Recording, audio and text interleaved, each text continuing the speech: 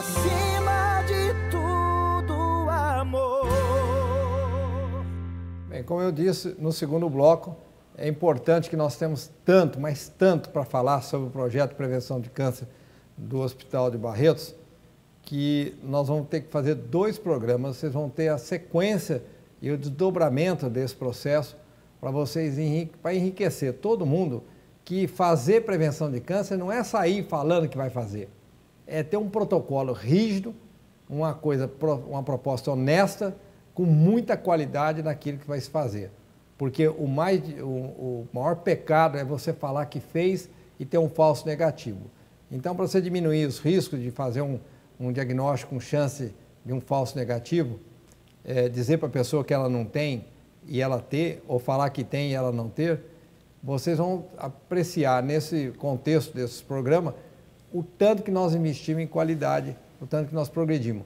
Mas nós estamos aqui contando o começo, contando a história, uma história que era a menina dos olhos do meu pai. Meu pai tinha certeza absoluta que tinha de se investir nesse caminho, que tinha de percorrer esse caminho, e ele não encontrava respaldo no corpo clínico dele. O primeiro respaldo que ele encontrou foi o genro dele, o doutor Edmundo, que além de ser uma pessoa extremamente bem formada, capacitada, era apaixonado pelos sonhos que meu pai tinha, porque meu pai era um visionário e ele conhecia muito bem esse lado do meu pai. Então, doutor Edmundo, eu estou querendo aproveitar aqui e lembrar como é que, quando o papai viu os primeiros passos que nós demos, o primeiro caminho que nós fomos para esse lado, sem ter dinheiro, porque nós nunca tivemos dinheiro para falar que poderíamos investir em prevenção e pesquisa, porque o governo nunca pagou nem o que custa o tratamento. E quando meu pai viu isso, o que você sentia nele? O que meu pai falava sobre isso? Conta para nós.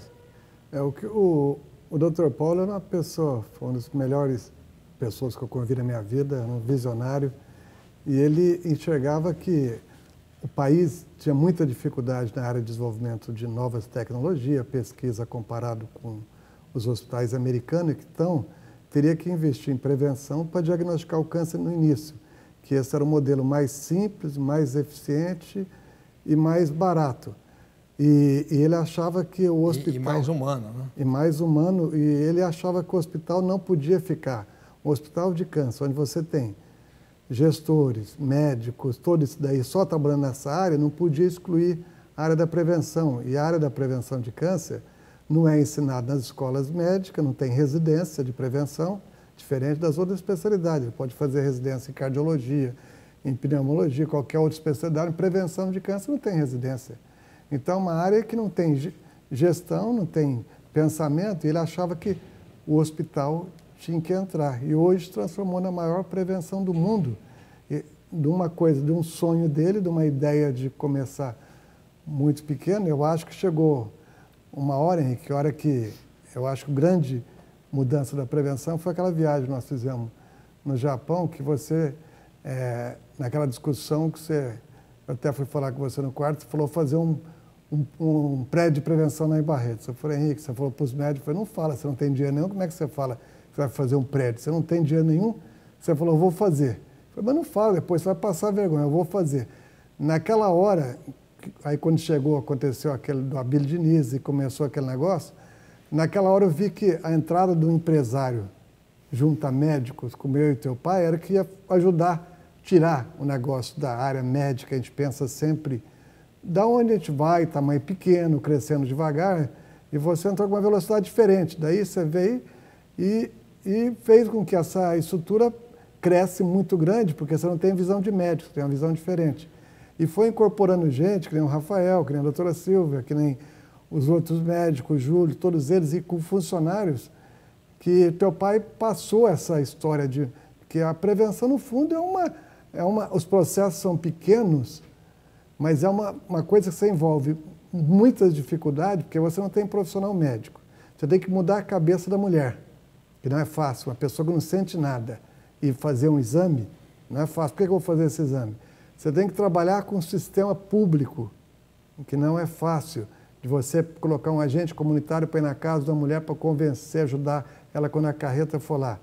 E você também tem que convencer toda a estrutura hospitalar que não é só um exame. Quem acha que prevenção é fazer o exame, já está com o conceito totalmente errado, porque tem, além do exame, tem uma porcentagem alterada, que nós fomos vendo com o caminho, que você fazia o exame e aí entregava o exame para a mulher. Nós achávamos que tinha entregue o exame para a mulher, mesmo fazendo bem. Só que nós não entregávamos, nós entregávamos para as prefeituras municipais, ia para as BS, e algumas enfermeiras não entregavam o exame. Quando nós chegávamos um ano depois, ninguém queria fazer exame. Por quê? Porque elas nunca receberam o resultado do exame deles. Então nós vimos que a gestão desse negócio era muito mais complicada do que nós imaginávamos. Por isso que não existe, além de não dar dinheiro, não existe especialidade, não existe formação médica. Não existe interesse. É. E eu quero só completar o que o Edmundo está dizendo, porque me impressionou muito quando o Edmundo está falando que nós fomos para o Japão foi o lugar que me determinou que eu deveria, de fato, investir mais sério nesse projeto, porque eles são fixados em prevenção de câncer, não só de câncer de mama, mas como outros câncer com um trauma que eles tiveram da bomba de Hiroshima. E lá eu tive a visão mais ampla do processo, como deveria ser feito a gestão disso. E eu cito muito que nós nunca costumamos inventar as coisas, nós costumamos copiar e aprimorar aquilo que as pessoas estão fazendo, que é o processo de ter humildade, de sempre pensar que nós temos de ver aonde tem o melhor resultado e a gente ir lá ganhar aquele tempo que nós não ficamos aí fazendo pesquisa e perdendo tempo em relação ao que tiver no melhor resultado no mundo. Por isso que nós chegamos até ir para o Japão.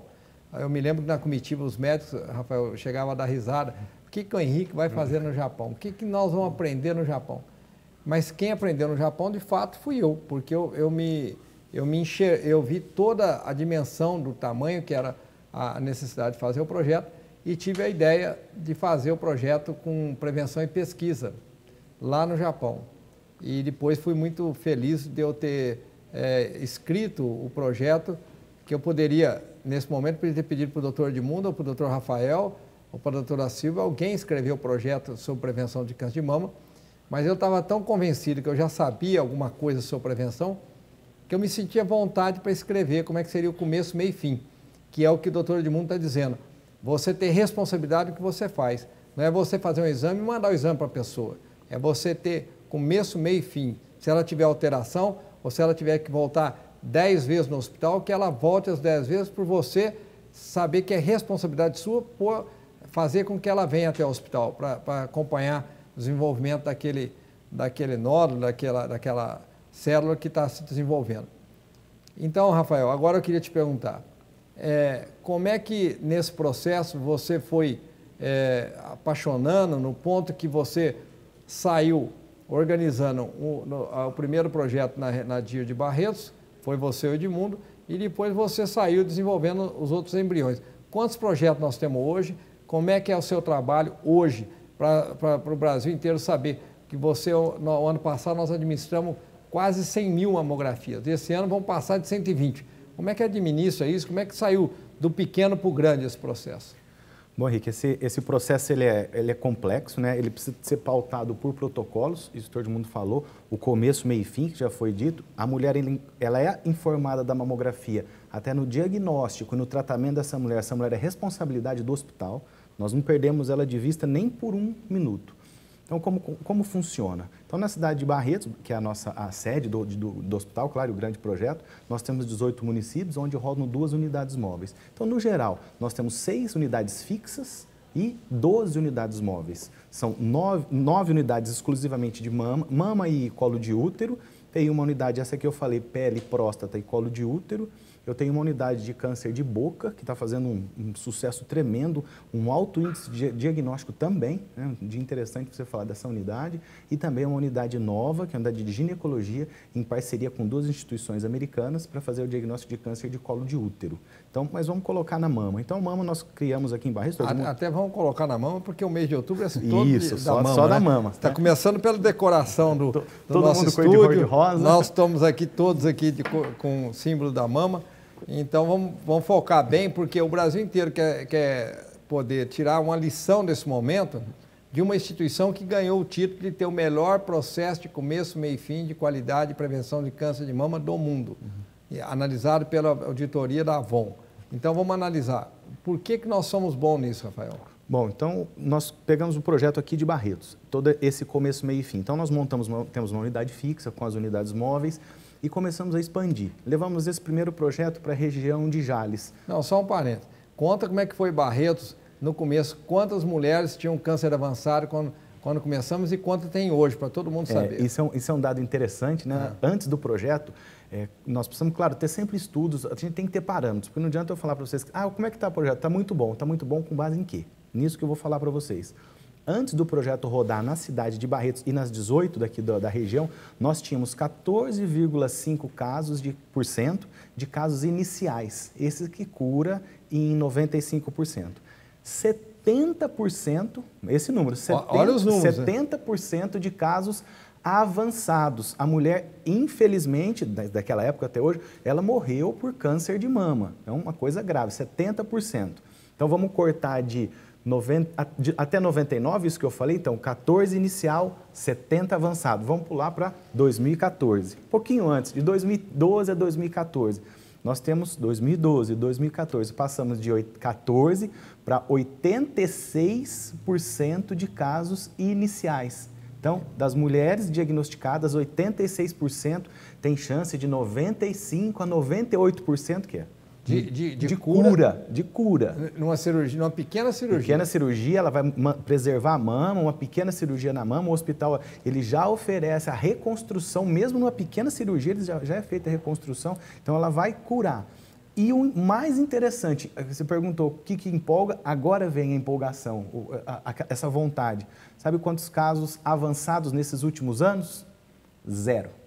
Nenhum caso de câncer, nenhum. Olha bem, olha o que nós estamos falando aqui. Em rede nacional, então não... Nós estamos falando um número que cientificamente aprovado aqui no hospital, e isso é de enlouquecer qualquer um. Olha o que o Dr. Rafael acabou de dizer. Não existe nenhum caso de câncer avançado. Há quantos anos que não existe um? Desde 2012. Desde 2012. Então eu pergunto para vocês, o que se descobriu de câncer até hoje? Quase nada, porque a cura... As pessoas sabem que está na chance de cada um ter um diagnóstico mais precoce em todos os tipos de câncer. Mas no câncer de mama, nós sabemos que é 95% a chance de cura no estágio inicial. Então, o que o Dr. Rafael está dizendo aqui, eu quero tornar a repetir. Nós estamos fazendo 3 anos que não tem um caso de câncer avançado aqui. Sabe o que significa isso, igual esse número nosso, Rafael? Eu quero dar um exemplo bem forte aqui agora. Um país como a Holanda, que fez um trabalho como o nosso, e que é o nosso exemplo, que fez o estado, do tamanho do estado de São Paulo, que rastreou e organizou o sistema de prevenção em todo o país, ele também tem os mesmos números que nós. Ele é a maior incidência de existir câncer na Europa, mas é a maior incidência de cura de toda a Europa e de todo o mundo, ao ponto que ele também, todo câncer que ele vai descobrindo, o número é grande, é na fase de cura. E aí eu pergunto, o que aconteceu lá? A indústria farma de quimioterapia quebrou lá, a indústria de radioterapia lá quebrou na área de mama, porque não tem câncer para tratar com radioquimioterapia.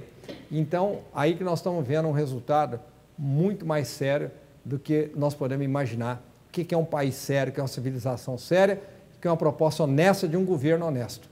Então, agora no terceiro bloco, nós vamos continuar mostrando para vocês as virtudes que é o nosso projeto, que as virtudes e quais os exemplos que nós seguimos, como eu acabei de dizer agora sobre a Holanda, que nós temos milhares de exemplos para vocês aqui e motivar vocês a acreditarem na prevenção do câncer, principalmente o câncer de mama precoce. Então, no terceiro bloco, nós voltamos com mais esclarecimentos e motivo para vocês se enriquecerem da importância do mês de outubro, a consciência do câncer de mama. Por assim